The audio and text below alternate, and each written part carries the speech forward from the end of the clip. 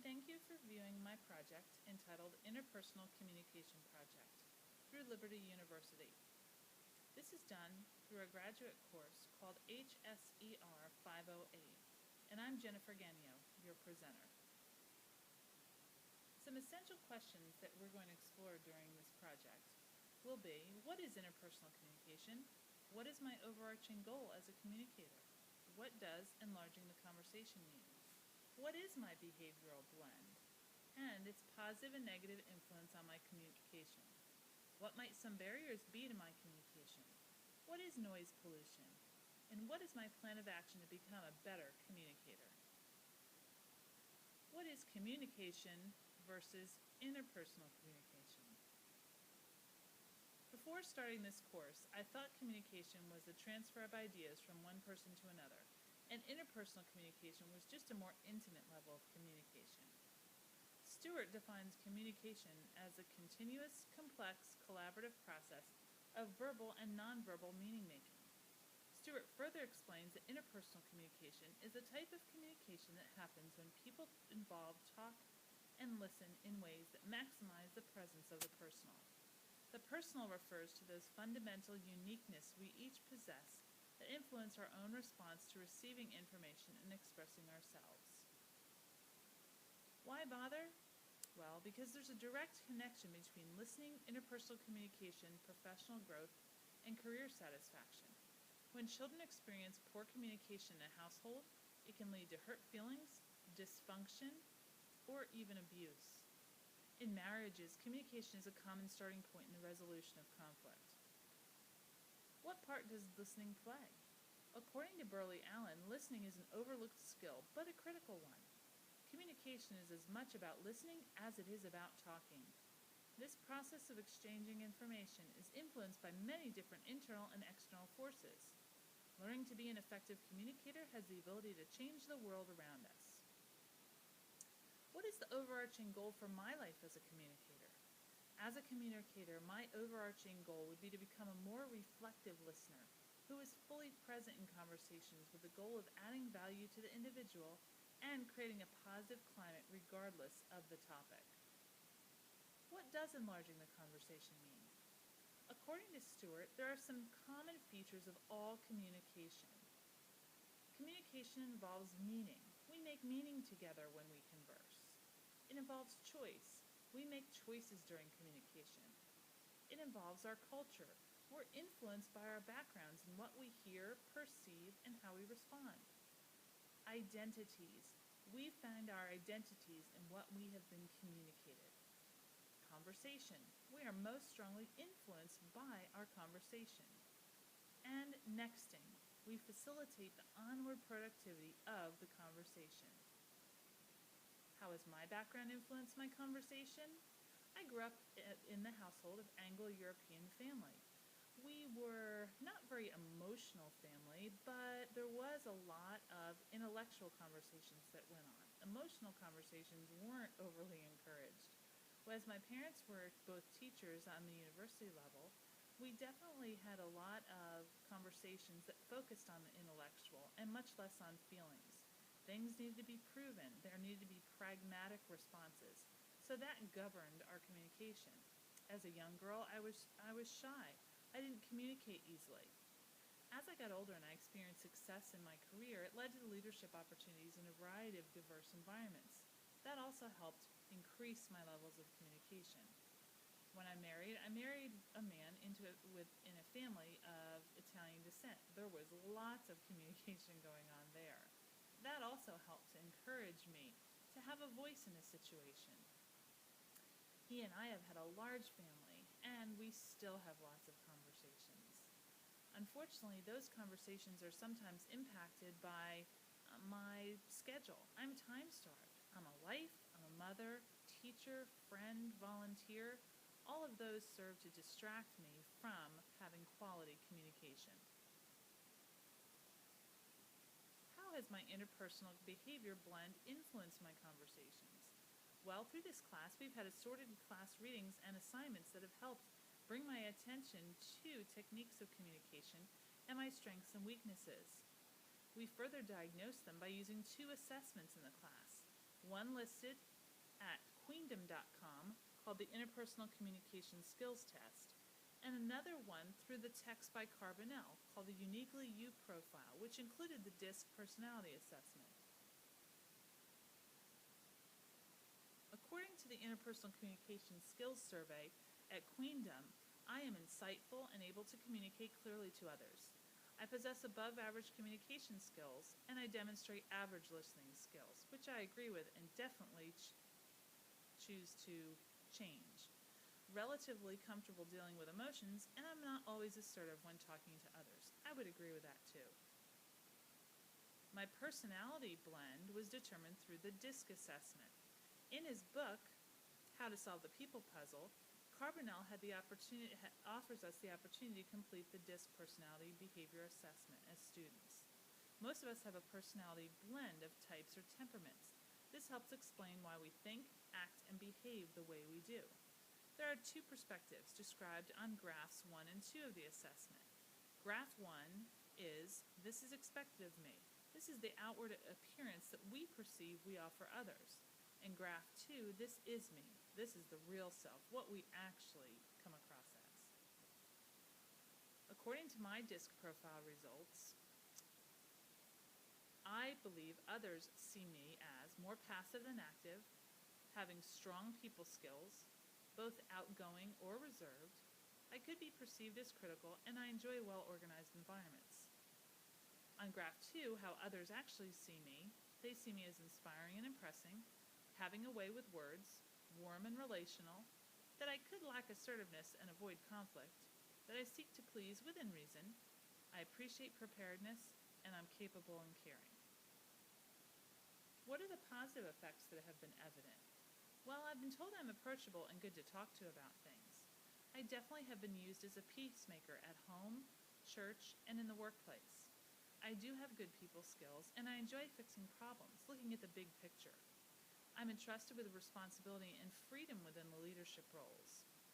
I become a mentor or leader easily, and I have the ability to affect change in a harmonious way. This makes me a good leader and a good follower. What are the negative effects that have been evident? Sometimes I work too hard to please others. I need to permit healthy conflict rather than control it. Sometimes I do have a lack of assertiveness. My emotions tend to fluctuate, and I tend to ruminate and worry about things. I'm definitely needing assistance in being more detail-oriented, and I can be moody and critical of others in my quiet times. What are potential barriers in my interpersonal communication? I tend to be too tough with the facts when resolving conflict. I need to balance relationships with my dedication to truth and openness. I also need not to be so determined to win an argument sometimes that I may lose a friend. I may be perceived as weak, and sometimes I overuse my people skills and neglect being firm against those who may try to control me. This could become manipulation if I'm not careful. I can also be too analytical or think just too much. How am I going to address these barriers? I will need to make decisions sooner and more deliberately. I need to be present in communication and be willing to use those people skills of mine to be firm when needed rather than allowing my boundaries to be overrun. I need to be intentional about the words I choose to communicate with others during conflict. I also need to choose to be positive, supportive, and forgiving. Finally, I need to learn to balance the positive trait of not being demanding, which is a good thing about me, with the ability to clearly and kindly state and enforce boundaries and expectations. Now, what exactly is noise pollution? I want you to picture a busy urban setting. Visually, there are lots of things to look at and take our attention. People of all types walking down a crowded city street, colorful signs with all kinds of messages, flashing lights, workmen laboring in a nearby gutter with power tools, sirens and horns of traffic, the motors of busy cars and trucks, people calling to each other. Can you picture it? Well, just like our city streets get crowded with noise pollution, so does our perception when we're trying to communicate well. Why bother addressing this noise pollution? We address noise pollution in our communication environments to help us move to deeper levels of listening, as described by Burley Allen in Listening, the Forgotten Skill. These levels are Level 1, empathetic, non-judgmental, open-minded listening that optimizes communication benefits for listener and speaker. Level 2, surface communication that hears the words but doesn't really dive deeper into more complex meaning. Level 3 is sporadic listening, waiting mainly for a chance to talk, passive and generally inattentive, and uninterested in gaining insight into deeper meanings. We just wait to be heard. Our own personal noise pollution. We encounter this as internal and external factors combine to distract us from gaining the most out of our communication. According to Berglund and Hasman, the mere presence of noise masks speech itself, the first and most basic distraction. At the most basic point, this results in difficulty for both the talker and listener to communicate. This further proves the point that communication is both about listening and hearing. Finally, many other levels of noise pollution exist, and we must identify and respond to defend against its impact on our communication. Some external noise pollution for us is the volume of the presentation, the mannerisms or appearance of the speaker, the environment around us. Is it too hot? Is it too cold? Are we uncomfortable? Interruptions always steal our focus, whether it's someone asking a question, a cell phone going off, or a million other of the daily interruptions we all experience. Sometimes the method of delivery causes us a challenge, or just the overloaded brain, everything going on in our environment that distracts us visually and physiologically. Internal noise pollution also occurs. Our emotions, our closed-mindedness about a topic, and maybe our poor prior listening habits. Sometimes we fail to acknowledge and monitor the nonverbal clues in the speaker to really gain that deeper meaning in what's being said. Sometimes we try to mind read and actually assign a motive or a reason to what they're trying to say to us. Sometimes memories are evoked and cause us to react positively or negatively to what's being said. Sometimes we're even self-conscious as a listener, and we're trying so hard to hear and retain what's being said that we actually do the opposite of what we're trying to do. And then finally, something we can all identify with probably is fatigue. Sometimes we're just on overload, and it's hard to concentrate. Solutions to my personal cloud of noise pollution? I definitely have learned that I need to keep a personal goal of being a level 1 listener. I need to be present in the conversation. When possible, I need to schedule level 1 communication around external issues such as environmental distractions or my own fatigue. I need to be aware of nonverbal cues of the speaker and not to try to assign motivation to the speaker, just try to understand. I need to reject my self-consciousness and focus on speaker and information being delivered. What's my plan of action?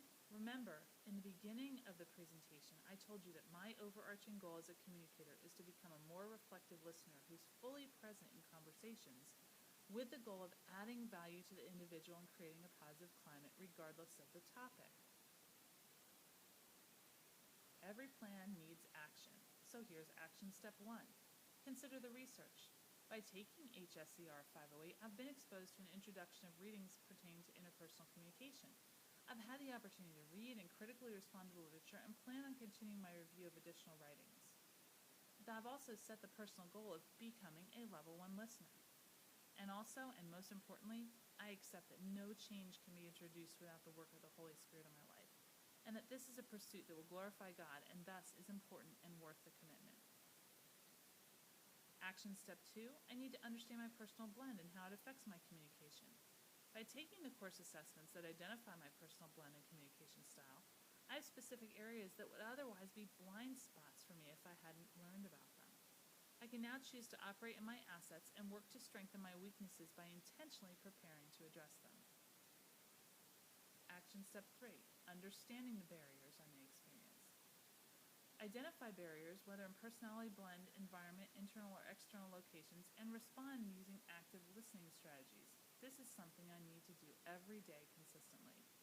I need to choose not to only acknowledge my challenges, but commit to intentionally change them in a positive way. It really doesn't help if I know what I'm doing wrong, but I don't do something to change it. I need to seek to replace behaviors to which I am prone, such as distracted listening or emotional responding, with more positive traits that facilitate towards the progression of the conversation. I also need to realize just as my own personality blend affects my engagement in conversations in good or bad ways, sometimes other people experience this as well, and I need to offer them understanding in our own communication with each other. Action step 4. These are some actual examples of implementation that I will use. I'm going to try to schedule level 1 conversations when I'm not fatigued or distracted with other things. I'm actually going to take action in my environment, like turning off my cell phone, closing a door, being willing to tell someone else to wait, politely of course, while I invest in a conversation, in order to be fully present in that conversation. I'm going to overcome my urge to please everyone by leveraging my people skills to kindly enforce boundaries and expectations. I'm going to work to be fully aware of what is being communicated, verbal and nonverbal, and respond accordingly. This will help me understand what people are saying better. I'm also going to utilize my ability to be good with words to choose the best ones that advance the communication process. I'm going to be careful about the words I use so that it doesn't evoke negative feelings in people for as much as I can